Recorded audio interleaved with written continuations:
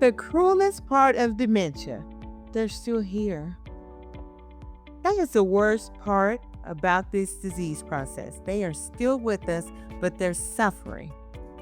So let me ask you this. If you've ever thought, I love my mom, I love my dad, but I don't like being around them anymore, this episode is for you. Let's talk about it. Hey, loves. Welcome to A Touch of Love Talks podcast. I'm Lovey Baxter, family nurse practitioner, master's level social worker, and certified dementia practitioner. I'm so glad you're here. This is a safe space to talk about the challenges of taking care of your aging family member. I'm going to teach you how to protect your peace. Make sure you are informed and supported through this difficult journey. So you made it. You're in the right place at the right time to get the right information. Get comfortable, kick back, and let's dive in. Welcome, welcome, welcome. I'm so glad that you made it to the right place at the right time to get the right information.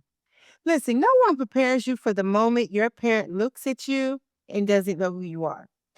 What hurts more is if they do know you, but they treat you like a stranger, right? Dementia steals memories, it steals kindness, it steals filters, their reasoning, and it just basically steals the parent that you had. They're not the same anymore. So let's talk about what dementia is. They're saying they can't hear me. Let's talk about what dementia is. It's not just one single disease, okay? Dementia is like the umbrella. So if you pop open an umbrella, it's got all those little metal parts on the inside, right? That's what dementia is. Dementia is the umbrella, and all the little pointing parts or the metal parts, those are the types of dementia. There's not just one single disease. It has over 100 conditions that could actually lead and cause dementia. It affects the memory, it affects the behavior, it affects their personality, the way they think. So the most common form of dementia is Alzheimer's. Everybody hears Alzheimer's, right? That's the one thing that everybody hears and everybody uses: dementia, Alzheimer's. So which one is it, right? Unfortunately, we use those terms interchangeably. But let's talk a little bit about Alzheimer's, because the letters that I want to go over today, they are classic textbook, like we call it in the medical field, symptoms of two types of dementia. First one is Alzheimer's. There's a little bitty portion in your brain called your hippocampus, right? I don't know why it's called a hippo, because when I think of hippo, I think of hippopotamus, and the hippopotamus is huge, right?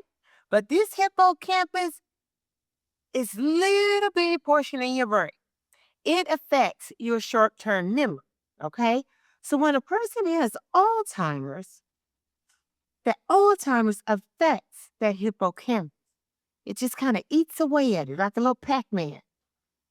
And the person then suffers with short-term memory. So these are your patients that, or your family members that can remember what they did back in 1962, but they can't tell you what they ate for breakfast, right? They're the ones that ask the simple questions over and over again. Where are we going today? Now, is it time to eat? These are my Alzheimer's patients. Okay, so then you move on to the next portion of the umbrella: vascular dementia. These are the people in your family that you kind of, do they have dementia? They kind of ask, the same things over and over, but that could just be old age. So it's like a slow decline that you're noticing over time, okay? These are the ones that are going to have the mood changes. You see irritability with them, it's going to be 10 out of 10 on top of 10. They're mean, they're irritable, just mad at the world. Those are unfortunately my vascular dementia patients, right? So, why are they so mean? That simply put is just brain failure. That portion of the brain is just failing them. Okay, so then you go on and you're like, well, why do they say stuff that's not true? That's another key indicator of vascular dementia. Those patients are, well, somebody stole my stuff out of my room. They hit me. I'm not going over there. Or they simply ask, who are you? So let me get to letter number one. Now that we've kind of talked about the main two dementias. Letter number one is someone who wrote in. It really touched my heart. That's why I selected it to go over today. I think I'm just going to do two letters every day or every time I do my podcast because I want to make sure that we are really tapping in and really providing you some resources, number one. And number two, just a safe space to let you know you're not alone. So, letter number one, dear Lovey. I'm still thinking about Dear Abby, if you remember that from back in the day. Okay, so let me focus. Dear Lovey, I don't understand what happened to my mom. I'm doing everything for her, bathing her, feeding her, taking her to her appointments, and she is so mean to me. She says hurtful things. She accuses me of stealing. Sometimes she even gets violent. I'm exhausted. I'm at my breaking point. I'm starting to think about placing her, but I want to put her somewhere that's safe. But the guilt is eating me alive. What kind of daughter feels this way? Mm. Signed, worn out and heartbroken. Wow, that hurts my heart to read. I hear your level of frustration in your letter, and I wish that I could come and give you a hug, to be honest with you right now. But let me just start here. Nothing's wrong with you. You're not a bad daughter. You're just exhausted, okay? So loving someone doesn't make you immune to burnout. You can love your mom, you can love your dad, but you're just burnt out. You're tired. Like you said, you're exhausted. That is all normal and it's okay. That is normal behavior. This is the disease. It's not your mom. I need you to understand that, okay? It's all the disease process. It's not your mom. And unfortunately, you get the worst behavior. Why? Because you're the safest. You're the safest place. You're familiar. You're safe. She knows you. So she feels comfortable. So she's letting that vascular dementia just come all out. So let's talk about your options. Placement is truly an option for you. I don't like to see family members get to this point. Why? Because you're not family anymore. You are a caregiver and you lose the title of daughter or niece or son or whatever your role is. You lose that because you're a caregiver. And that role of being son, daughter, niece, whatever, nephew, that's important, right? Caregiver can be given to somebody else. And in this situation, placement is not abandonment. And I know that's what you're thinking.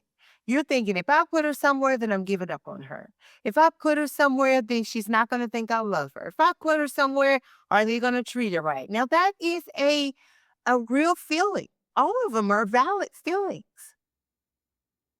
But you are the level of exhaustion that I can hear in your email to me is concerning for your health, it's concerning for you and just your overall peace. So you have to, at the end of the day, you got to take care of you because unfortunately, when mom and dad are gone, you're still going to be here.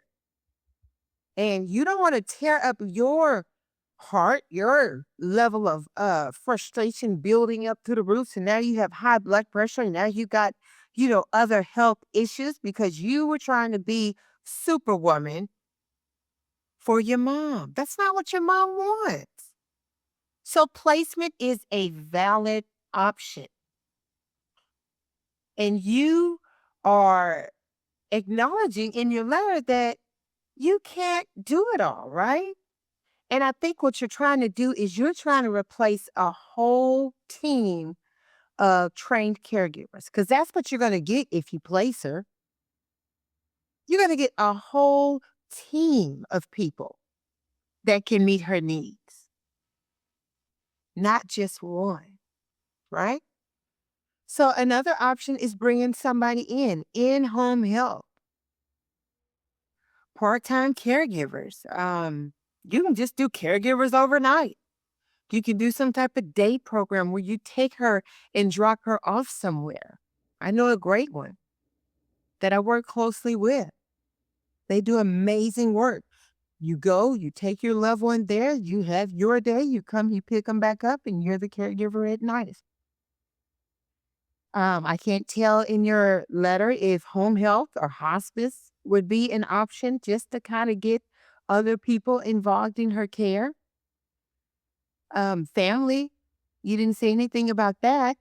Do you have family available, but you're just doing it all because you don't want to bother them? You don't want to, ask them for help.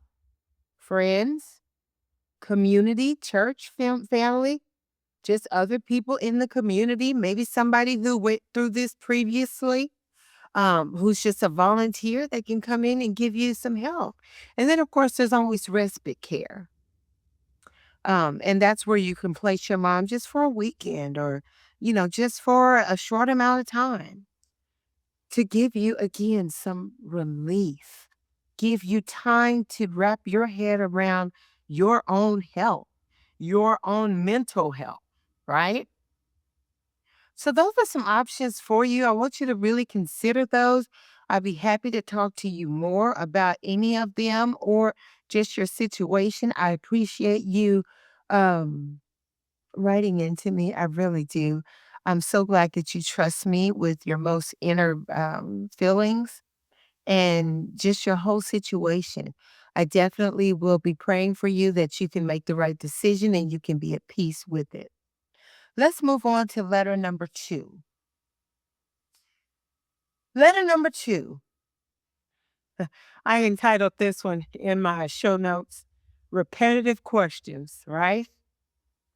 So it says, Dear Lovey, my mom has dementia, but she's sweet. Just very, very forgetful. She asks the same questions over and over and over again all day long. Lovey, it's wearing me out. Hmm. Sometimes it's every 5 minutes. The same question every 5 minutes. He put it in this letter repeatedly. The hardest part is she keeps asking where my dad is, but he died years ago. Wow, that's hard. Telling her it breaks my heart, but not telling her feels like I'm lying. And honestly, it's driving me crazy.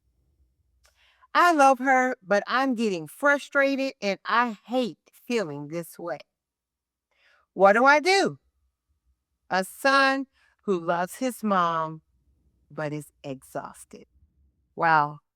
This is classic Alzheimer's. The repetitive questions is hard.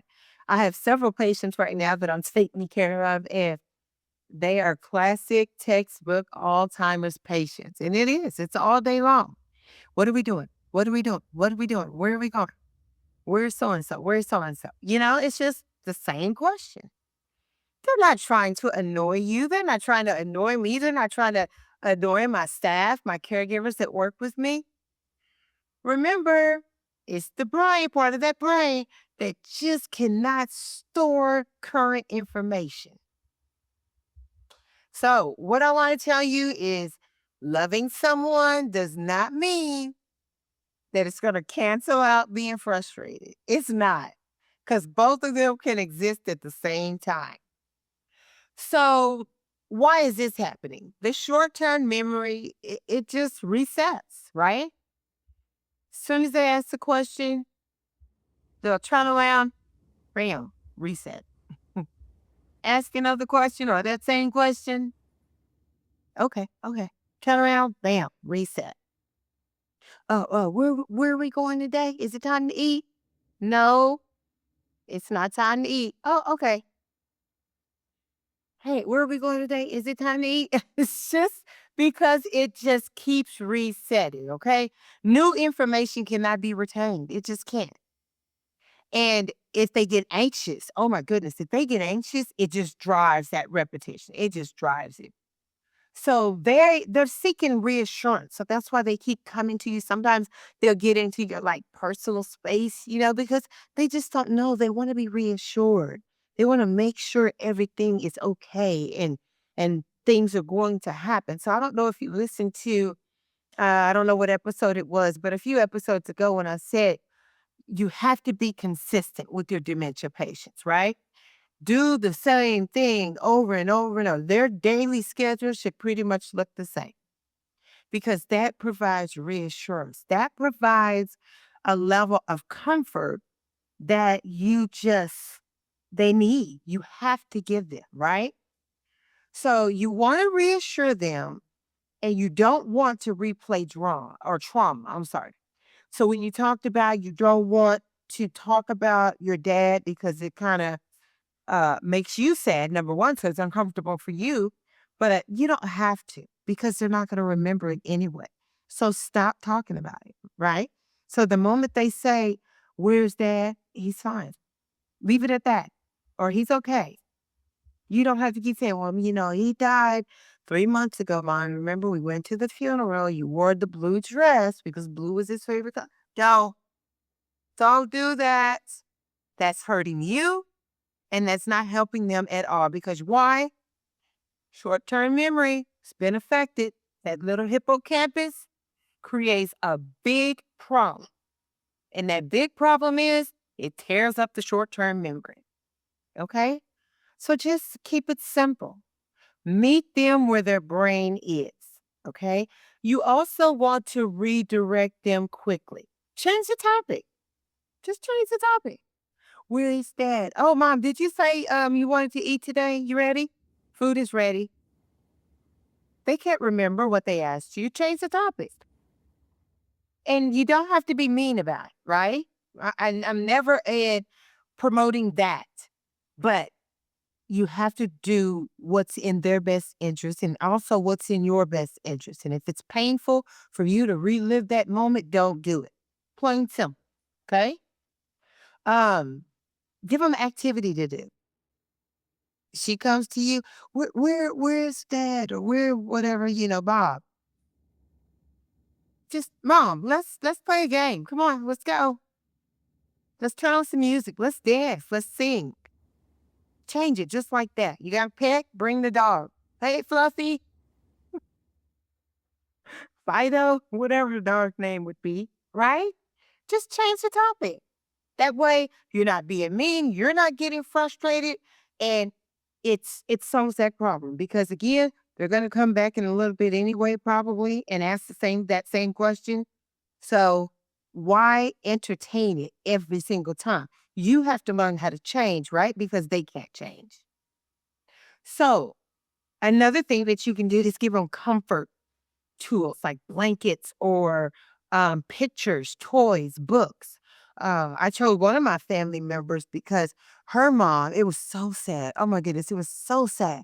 Her mom, excuse me, would actually cry when she asked about it. And I mean, several times, I don't even know how she was able to turn her emotions on that quickly, but she would come and say, "Where's James?" And her daughter would, "Mom, he died." Oh, she started crying. She started crying. "Where's James?" "Mom, he died." Oh. So we tried changing the subject. So she come back. "Where's James?" "Mom, let's go over here and play a game." Okay, go to the game. "Where's James?" Kept doing it, kept doing it, kept doing it. And so I asked her daughter, "Do you have a picture of him?" because I noticed that when her mom would ask, she would always do this. Like she was looking for that reassurance that we're talking about, right?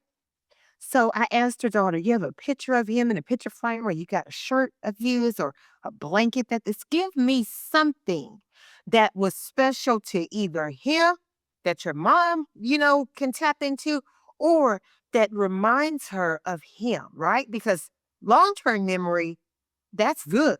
It's the short term that's the problem. So her daughter brought me a picture of James, the husband, her dad, and so the questions just went away because if she put the picture frame down, she would ask, where's James? Where's James? But then if we gave it to her, it was, where's James? You got him right here. Oh, and she'd go on to something else. James. And so it worked. I'm not saying that'll work for everybody, but for her, it worked. And so that's why I love what I do because in a smaller setting like a residential care home where I can tap into what's going on with each one of my patients and take the time to really invest in them and know what's going on with them, how they think and how they process things, then I can move and say, okay, this is going to work for this type of Alzheimer's. This is going to work for vascular dementia with this patient.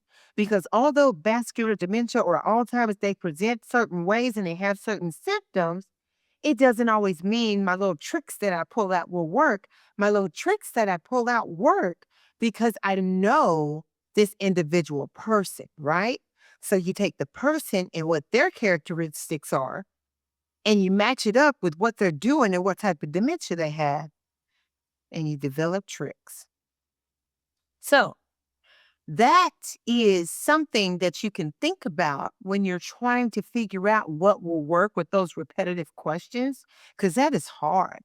Another thing that you can try is having visual supports. Like I said, I got the picture frame for that sweet lady, and she had her James with her all the time. Um, If you have a whiteboard or something, you can write notes to them if they can still, read and comprehend certain things. So, another patient that I have all the time, where we at? What's going on? What that are, several questions. So I put a whiteboard in his room. Where are you? At Lovey's Care Home. You are safe. Bam. What time do we eat breakfast? Breakfast is at 8 a.m. That was his thing. He didn't care about lunch and dinner. Breakfast was his favorite meal. So that was always what he wanted. I don't care if it was 2 o'clock in the afternoon. Is it time for breakfast? He meant maybe lunch or dinner, but it was always breakfast. But we found out that if he read, it's time for breakfast at 8 a.m., he was calm and cool. If he knew where he was, calm and cool. He was also concerned about his dog. Tito, which I thought was such a cute name. Tito is with John, which was his son. We wrote it on the whiteboard. His questions, repetitively, gone. I kid you not.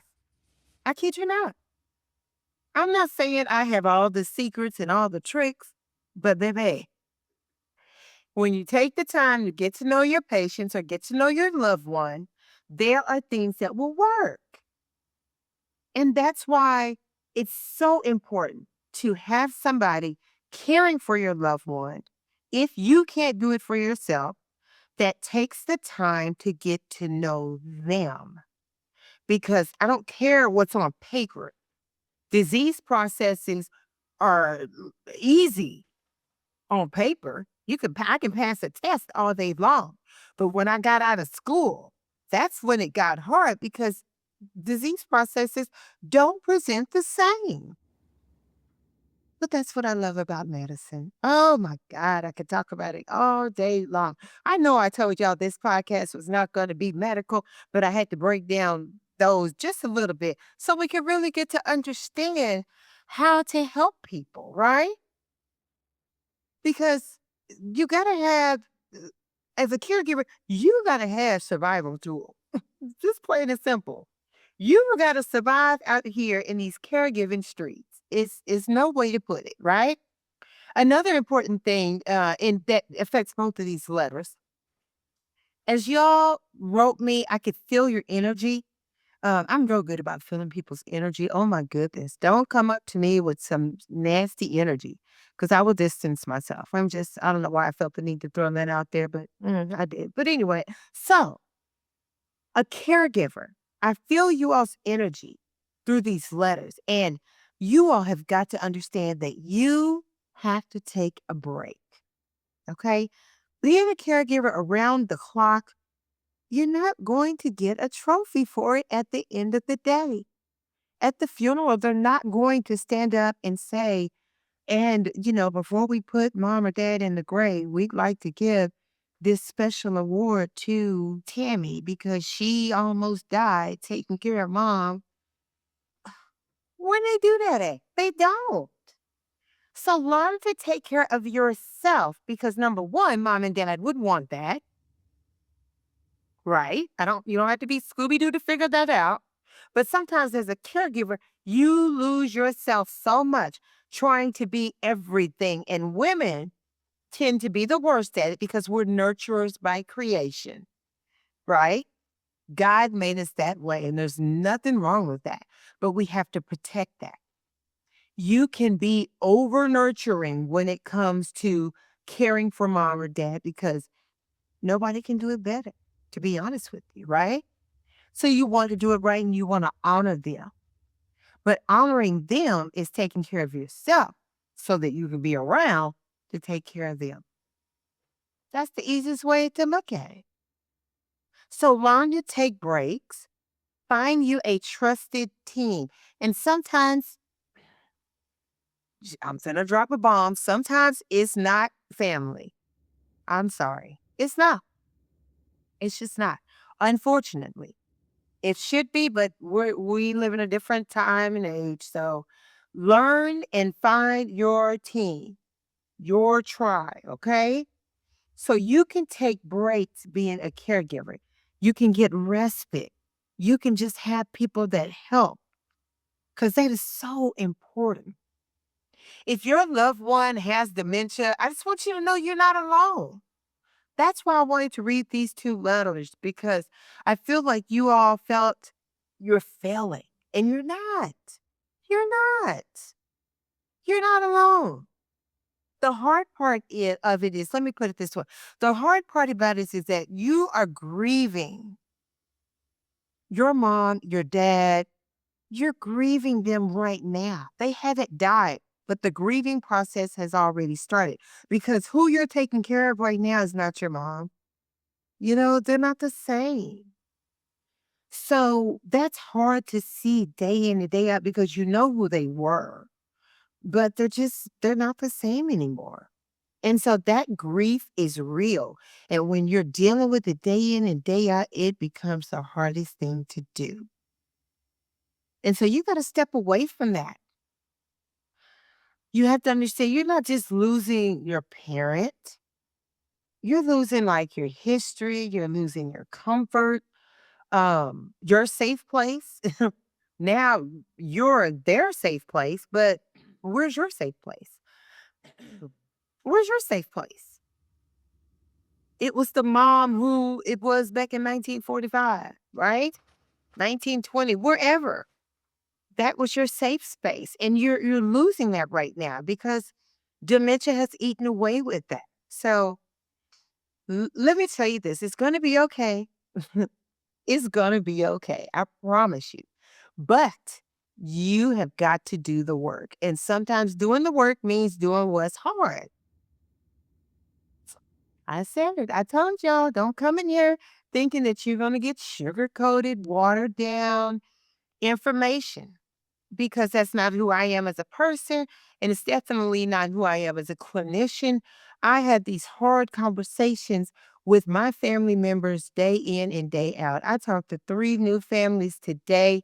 Um, and it was emotionally draining because they are just at their wits' end with caring for their loved one, you know?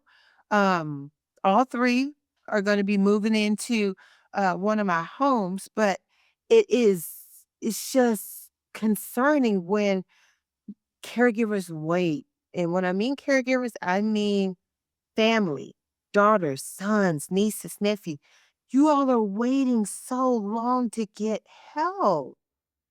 And I'm here to tell you help is out here, but you gotta want it. I know that there's a lot of self-gratification in being the one doing it. I get that. I acknowledge that. But at what cost? Like I said, at the funeral, at the graveside service, at the memorial service, whatever tag you put on it that you are going to do when mom or dad pass on, nobody's going to be there to give you a plaque or a trophy or a banner or ribbon or whatever. Um, because you fought through. You will get some thank yous and we appreciate you. But at what cost if now you're at the doctor every week because you're having heart problems or your anxiety is through the roof or you can't grieve the death of mom and dad correctly because you're so, out of whack from being out of whack being a caregiver. You got to balance this stuff out. Nobody's perfect. Nobody can do it all the time. So don't put that expectation on yourself. There's help out here. I want you to get help. I want you to know you're not alone. I am so appreciative. Y'all have been, let me tell you, baby, put this letter down and just stop and say, thank you to my community. You all are showing up in the views, in the subscriptions, in the email. Y'all are in this email and my DM and even in my text messages. Y'all are showing up. So you know what that tells me? That y'all want the information and that you're listening to the information and most importantly, you're applying it. So I am so excited. I'm so excited that you all are receiving this information with love. You're receiving what I'm saying because you're asking more questions. You're digging in, right? One letter that I wrote that read, sorry, that I'm probably going to be covering in the next episode. It said, "Love it. I'm trying to get in the right place at the right time to get the right information." That's my tagline, and I love it. Y'all are eating it up. And I just want to say thank you. Thank you from the bottom of my heart for your support. All I want to do is give people the information that I'm out here at churches giving consistently, that I'm out here at community centers consistently giving, senior centers. I love doing that, but there's just so many more people that I can reach. And this is my platform that I can do that. So, thank you all for listening and tuning in. We are on Spotify. We are on Apple Podcasts. We're killing it. I just got an email that we are number 69 on the family and caregiver podcast rating. What? How did that happen? It's like blowing my mind, baby. We are headed up the charts. So I'm so excited. We This is podcast number 5 that I am recording right now. 5 podcasts in, and we are already at number 69. That's just when I say it out loud. I had to say it again because that's blowing my mind. I'm so appreciative. I couldn't do it without you all support. If there is something that you all want me to cover, a disease process you want me to break down a little bit, I'm not going to get too medical because I could do it on and on because that's what I love. But I think that educating you on symptoms or educating you on why something happens or just how to connect the pieces, I think it's so important because once you understand it, then you can treat it better or you can understand the symptoms better. Or what I hope you can just have a little bit more compassion for our senior citizens. They're not asking to have these disease processes, I promise you. And they're not comfortable living through them. But it's the way we treat them and the way we take care of them can make them have a very peaceful end of their life, no matter how long that is. And that's the number one goal.